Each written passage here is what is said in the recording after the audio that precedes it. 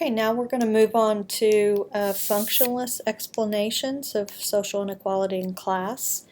Functionalism was made, or structural functionalism, was made popular in the 50s by one of the most notable sociologists in the United States, Talcott Parsons. In many ways, it was a theoretical response to Marxist theories. Of course, the 50s was the Cold War, and there were very few American sociologists at the time that would have truly been working out of a Marxist position. Structural functionalism became the dominant school of thought. He built this theory of structural functionalism on a couple of different classical sociological theorists, Max Weber and Emil Durkheim. Durkheim, again, laid the foundations. Basically, he said that society functions with a system of rules, and these rules are called social norms, and that these social norms guide our behavior and keep us integrated in society. So, for example, the fact that I know the rules regarding authority. I know to say, yes ma'am, yes sir. I know to do what a teacher asks me to do when I'm in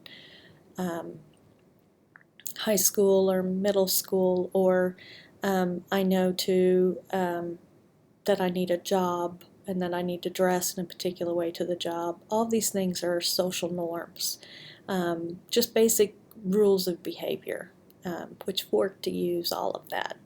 And society functions when everyone knows what those rules are, and we're kept in check because we all know what those rules are. So social institutions are those institutions that help teach us those social norms. So the family teaches us social norms around relationships. I'm a parent, so half of my instruction about social norms is how do you eat, how do you bathe, how do you clothe yourselves, and my kids are teenagers, so I'm still teaching them these social norms of behavior. So as a family, we teach social norms. In the economic institutions, we're taught social norms of work, social norms of professional behavior. And we can see that education, religion, moral, social norms, all of those social institutions help teach us social norms and help keep us together societally. He argued that when a social institution failed, social cohesion is compromised. And by that's a big word to say, a big way of saying that when a social institution fails, then there's kind of social confusion, and people don't really know how to act anymore. So those norms begin to deteriorate. It might be for a long period of time, it might be for a short period of time. Anomie is this idea of normlessness, that people don't really know how to integrate themselves in society anymore. They don't know what the rules of the game are. So, for example, Hurricane Katrina is a good example of this, that all the social institutions failed after Katrina. They just simply couldn't operate. And then rules of social behavior deteriorated as well. If I need food, is it okay to go to the store and take the food that I need even though it's stealing? That rule has changed because the social institutions are failing. Okay, Durkheim argued that class serves a function, and that basically all behaviors in society serve functions. So if we were to look at crime as a social behavior, crime even serves a function. It serves a social purpose of instructing us on social norms, what's expected of good behavior.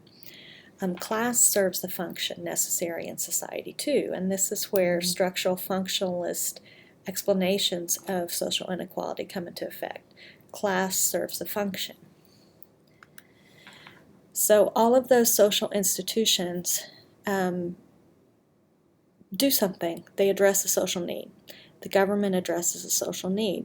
We need military, we need roads, we need I wonder if it's meaningful that I'm stalling on what to say, but we need basic governmental services. They fulfill a need. We need education, so we have educational systems. There are religious needs, or there are needs that are filled through the institution of religion. But every social institution, again, forms a function and addresses a social need. Now, what happens is this idea that if one social institution fails, these social institutions are interdependent. So if you can think of it as a piece of burlap, society as a piece of burlap, or as a sweater, if one thread is picked or pulled, all of the social institutions have to respond. They have to respond to any particular problem that might occur within one institution.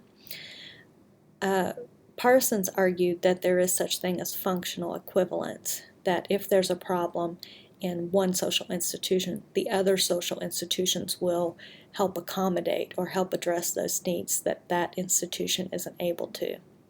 Again, the idea that we're emphasizing in this class, in this course, is that class serves a function itself and is integrated in this pattern of social institutions. Parsons also pulled some of his ideas from the German philosopher Max Weber. He was a politician and an academic. He responded to Marx in some of his writing, and basically his response to Marx was that, yes, I believe that the economy is important, but the economy isn't everything in shaping society. Values matter. Values, ideas, beliefs, all of those help integrate, all of those help create social interactions.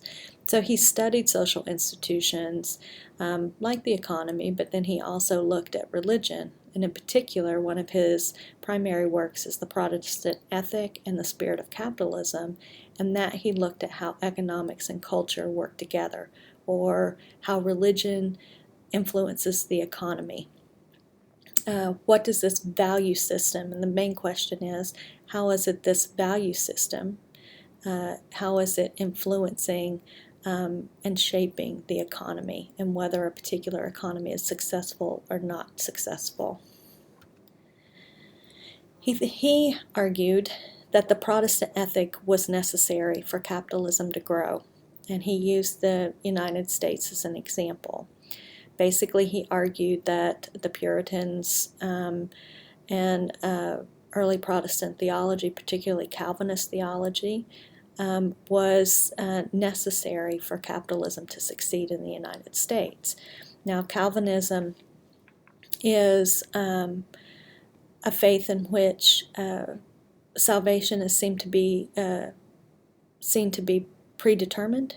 So one is predestined by God to go to heaven or hell. And the evidence of predestination is characteristics such as hard work, thrift, living a moral life, and being called.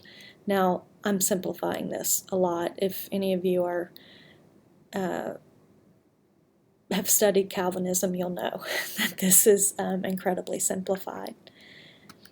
Okay, but wealth, success are evidence of salvation, and calling becomes class. So those people who are wealthier and more successful, there's more evidence that they're saved, and then that calling of salvation becomes a justification for success. He basically is arguing that if we did not have a dominant religious culture in the United States that emphasized sobriety, moderation, hard work, which hard work was seen as evidence of serving God, that there's this idea that we have a calling to serve God through our vocation. We didn't have a sense of propriety. If we didn't have the need to work out our salvation and show evidence, or I should say show evidence of our salvation, then capitalism might not ever have worked. That those values were critical to the development of this economic system and the success of this economic system. Now Parsons picked this up again, and he combined the ideas of Durkheim and Weber. And basically he said that cultural values and beliefs influence the development of social structures. So all of those social structures that I talked about, being the canvas or the burlap, the integrated social how society was organized in these interdependent institutions, they're also supported by particular values and beliefs, and they grow out of those particular values and beliefs. One of the articles that's in our syllabus to read this week is by Davis and Moore. I believe I've provided that in the textbook chapters section. I think I've given you a PDF of this. But Davis and Moore follow Parsons' ideas, and they apply functionalism to the question of why class persists. Why do we have stratification? Stratification of wealth, stratification of occupation. And basically they said that, again, stratification serves a function. We need people to perform specific tasks. And they argued that there are several different ways to motivate people to perform specific tasks or fill specific jobs. First, we can motivate people by coercion. We can just simply force them to do particular jobs, but we don't necessarily get the best work. That's not necessarily the best way to motivate people to perform tasks. We can also motivate people by encouraging internal motivation. So for example, if we look to Weber, the Protestant ethic, values, calling, all of those things provided some internal motivation for working hard and fulfilling a specific social need. Davis and Moore said that actually we have systems that do both. And historically and up and through today, there are ways in which we do coerce people to do specific tasks and to do them in specific ways. We might evaluate them, and if you've done an on-job evaluation, there's a way in which you're coerced to perform a specific job in a particular way. There might be regulations, maybe a licensing that allows you to license, and where some people are able and some people aren't, but that's a formal system that the state regulates who can work and who can't in that particular occupation. Educational credentials could be one way too, but then we also try to cultivate an internal motivation. Sometimes an internal motivation can be economically cultivated. With waiters and waitresses, you can see tips as a way of trying to internally motivate people to do a good job. So there could be a combination. Okay. Not only do we establish ways in which we funnel people into different jobs, but we also establish systems by which people fulfill those tasks. And we select people to do particular things. Some individuals are more suited to particular tasks than others. So why do we have people in different jobs? Well, first of all, they would argue that some people are just more suited to fulfill a particular job than others. They might have more skill or knowledge. They might have charisma. They might be more athletic. They might be just naturally more intelligent in a specific field than in another. So skill and knowledge are important in establishing rules and who can take on a particular task. They argue that social inequality serves the purpose of making sure important positions are filled with qualified individuals. So only those people who have the skill or knowledge are able to fulfill particular jobs. And unequal access serves the purpose of moving particular people into jobs and keeping those jobs from having a surplus of employees. So for example, medical school isn't accessible to every student. Law school isn't accessible to every student, in part because of money, maybe in terms of skill, but that unequal access serves the purpose of both providing skill and knowledge in areas that society needs, and then preventing employee surplus. If we had millions of doctors, I'm just making up a number, but if we have millions of doctors in a particular specialty, that might be more than what we need. Therefore, there's an employee surplus. If we limit access, then we have enough individuals to fulfill a particular task. Okay, so what determines one's position and in turn compensation? We could say related to one's compensation is income. What they argued that how important a job is and how much in demand those employees are help determine one's position.